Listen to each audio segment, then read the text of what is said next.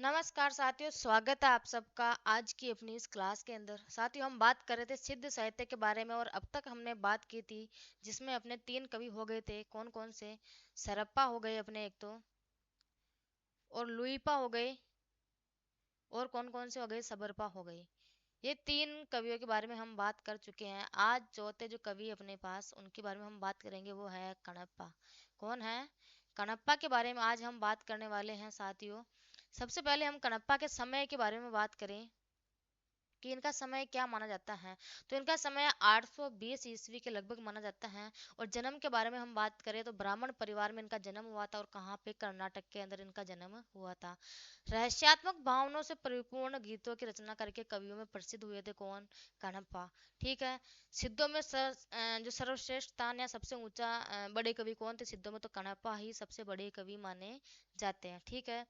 बिहार के सोमपुरी नामक स्थान को अपना कार्य क्षेत्र बनाया था। किसने? कणप्पा ने बिहार का जो सोमपुरी नामक स्थान है उसको अपना कार्य क्षेत्र बनाया था। और इसके बाद अगर हम बात करें आगे, तो राजा देवपाल के समकालीन रहे थे। कौन? कणप्पा। और अगर हम सबरपा की बात करें तो सबरपा किसके समकालीन थे? राजा धर्मपाल के समकालीन थे। ठीक है।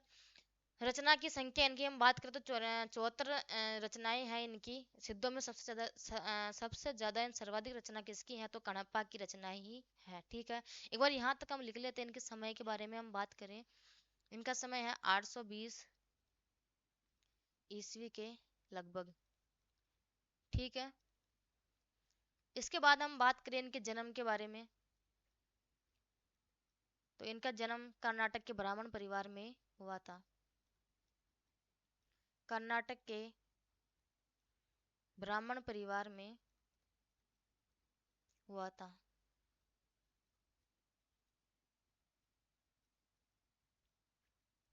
ठीक है।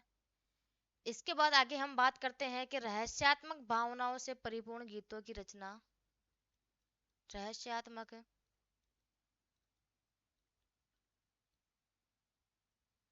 भावनाओं की परिपूर्ण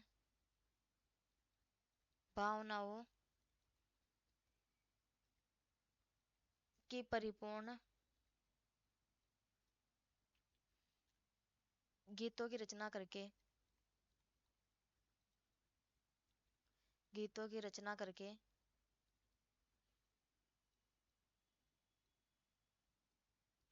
कवियों में प्रसिद्ध हुए थे। ये हैं कवियों में प्रसिद्ध हुए। ठीक है। इसके बाद हम बात करते हैं कि बिहार के सोमपुरी नामक स्थान में कोई इन्होंने अपना कार्य क्षेत्र बनाया, तो कार्य क्षेत्र क्या था इनका? सोमपुरी नामक स्थान। सोमपुरी नामक स्थान को। और ये कहाँ था?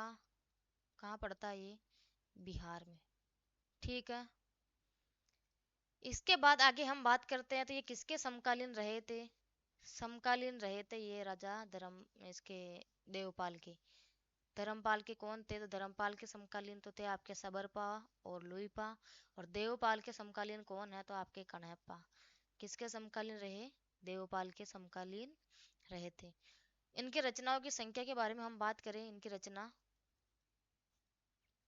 कितनी है? इनकी रचना 74 रचनाओं की बारे में इन्होंने रचना की थी।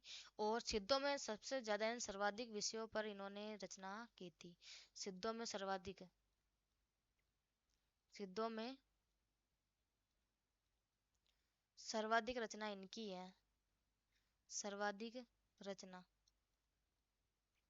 ठीक है। इन्होंने शास्त्रीय रूढ़ियों का खंडन भी किया था। इन्होंने शास्त्रीय रूढ़ियों का भी खंडन किया था। शास्त्रीय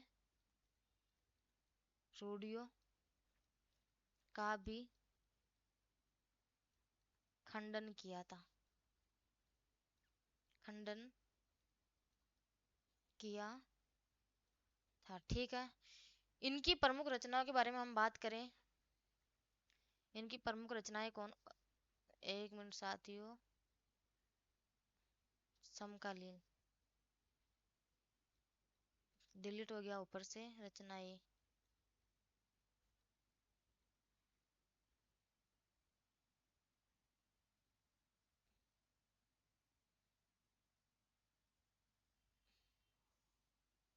थोड़ा इसको छोटा कर देती हूँ ताकि किसी को देखने में कोई प्रॉब्लम नहीं आए। 1 मिनट बने रहिए आप क्लास के अंदर। ठीक है। अब हम इनकी रचनाओं के बारे में बात करते हैं। इनकी प्रमुख रचनाएं कौन कौन सी हैं। प्रमुख रचना, प्रमुख रचना। इनकी प्रमुख रचना है चर्या चर्या विनिश्चय और एक है कणप्पा पाद गीतिका। चर्या चर्या, चर्या चर्या विनिश्चय, विनिश्चय और एक दूसरी है कणप्पा पाद गीतिका जो महत्वपूर्ण है। ठीक है। कौन सी है महत्वपूर्ण? कणप्पा पाद गीतिका इनकी महत्वपूर्ण रचना है। ठीक है।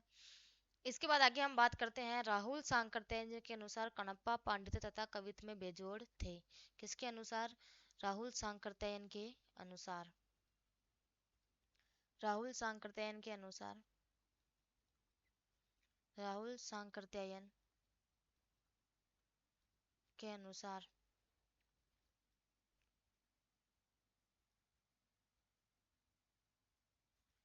कणप्पा पांडित्य तथा कवित्व में बेजोड़ थे। कणप्पा पांडित्य तथा कवित्व में बेजोड़ थे। ठीक है। इनके प्रमुख वर्ण विषय के बारे में हम बात करते हैं। इनका वर्ण विषय क्या रहा है? तो वर्ण विषय के बारे में हम बात करते हैं। तो इनका प्रमुख वर्ण विषय, प्रमुख वर्ण विषय, वर्ण विषय वो क्या रहा है? इनका प्रमुख वर्ण विषय तो है रहस्यवाद एवं दार्शनिकता। रहस्यवाद एवं दार्शनिकता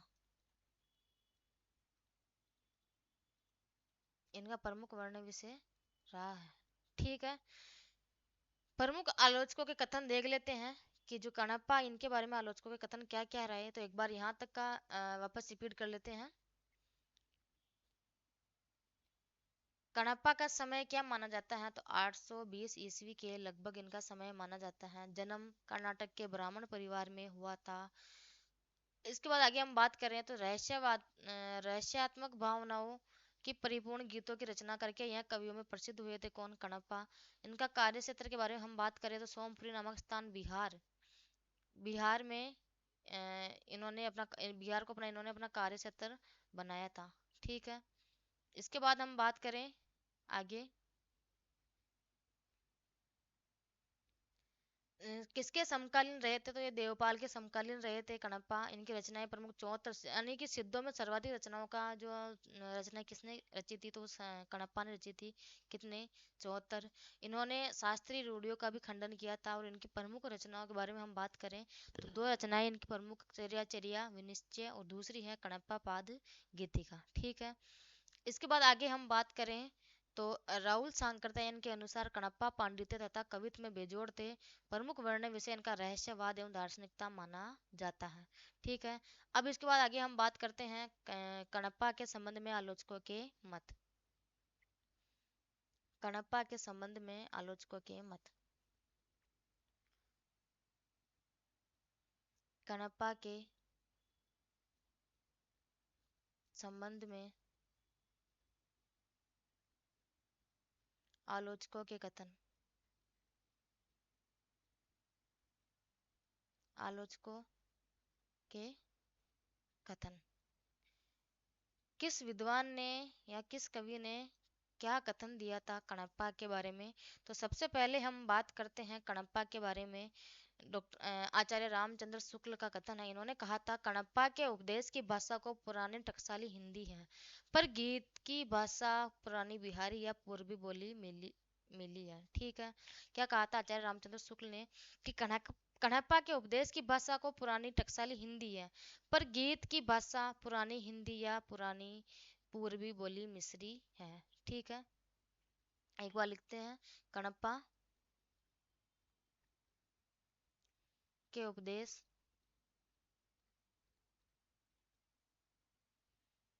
की भाषा को पुराने टकसाली पुराने टकसाली हिंदी है।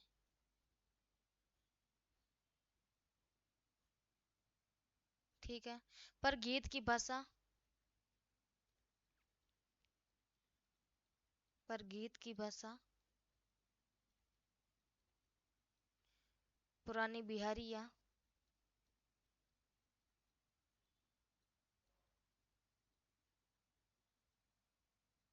पूर्वी बोली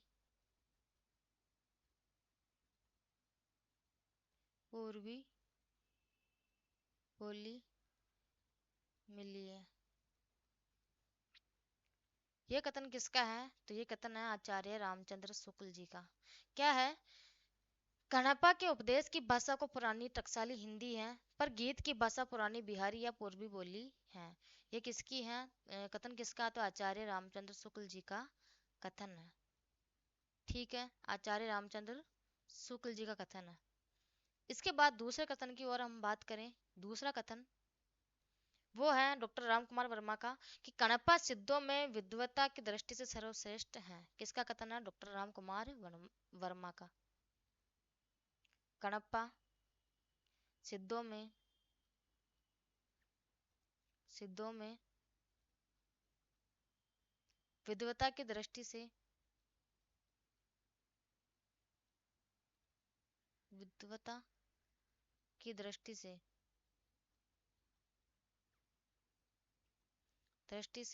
सर्वश्रेष्ठ है। सर्वश्रेष्ठ है। यह कथन किसका है? तो ये कथन है आपके डॉक्टर राम कुमार वर्मा का। डॉक्टर राम कुमार वर्मा का। ठीक है, अगले कथन के बारे में हम बात करते हैं। तीसरा कथन है वो है राहुल सांकृत्यायन जी का। ये कहते हैं कि कणप्पा पांडित्य और कवित्व में बेजोड़ थे। क्या कहते हैं ये? कणप्पा पांडित्य और कवित्व में बेजोड़ थे।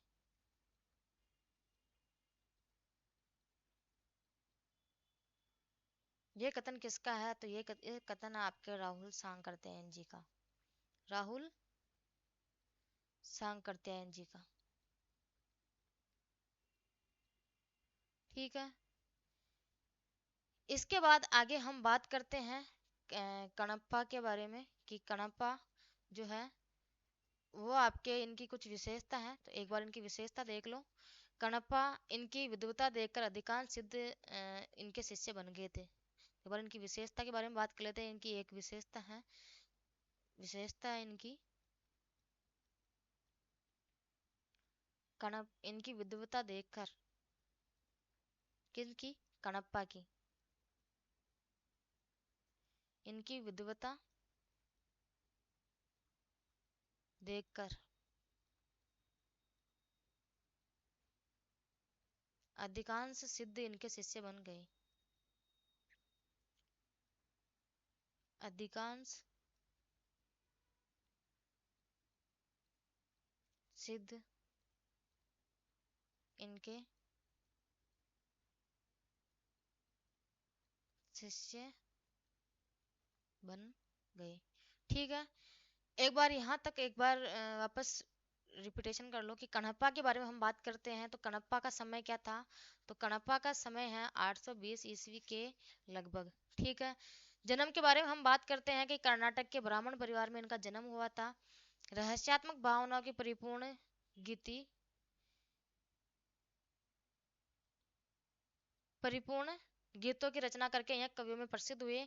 कार्य क्षेत्र इनका सोमपुरी नामक स्थान बिहार में इनका कार्य क्षेत्र रहा था। समकालीन बात करें किसके समकालीन रहे तो देवपाल के समकालीन रहे थे। सर्वाधिक रचनाएं इन रचनाओं की रचना इन्होंने की थी। कितनी थी इनकी? 74 रचनाएं। और इनकी प्रमुख रचना है कि वो कण्हपा पाद गीतिका इनकी प्रमुख रचना है। इनका वर्णय विषय के बारे में हम बात करते हैं तो रहस्यवाद एवं दार्शनिकता इनका वर्णय विषय माना जाता है। राहुल सांकृत्यायन के अनुसार कणप्पा पांडित्य तथा कवित्व में बेजोड़ थे। किसने कहा था? राहुल सांकृत्यायन जी ने कहा था। कणप्पा के संबंध में आलोचकों के कथन है। तो एक सबसे पहले हम बात करते हैं कि आचार्य रामचंद्र शुक्ल जी ने क्या कथन दिया था। कणप्पा के उपदेश की भाषा को पुरानी टकसाली हिंदी है, पर गीत की भाषा पुरानी बिहारी या पूर्वी बोली मिली है। यह कथन किसका है? आचार्य रामचंद्र शुक्ल जी का। कणप्पा सिद्धों में विद्वता की दृष्टि से सर्वश्रेष्ठ है। यह कथन किसका? तो डॉक्टर राम कुमार वर्मा जी का यह कथन है। ठीक है। इसके बाद आगे हम बात करते हैं कणप्पा पांडित्य और कवित्व में बेजोड़ थे। तो ये कथन किसका है? राहुल सांकृत्यायन जी का। आगे हम बात करते हैं इनकी विशेषता के बारे में कि कणप्पा की विद्वता देखकर अधिकांश सिद्ध इनके शिष्य बन गए थे। किसके? कणप्पा के। ठीक है साथियों, आज की कक्षा रहेगी अपनी यहीं तक। अगली कक्षा के बारे में हम बात करेंगे कल, जिसके अंदर हम पढ़ेंगे डोम्बिपा या और विरूपा। ठीक है, अपने ये दो कवि हैं महत्वपूर्ण, थोड़े जो ज़्यादा इंपॉर्टेंट है। इसके बाद हम अन्य जो कवि बचेंगे उनके बारे में चर्चा करेंगे। तो ठीक है, आज के लिए यहीं तक। धन्यवाद।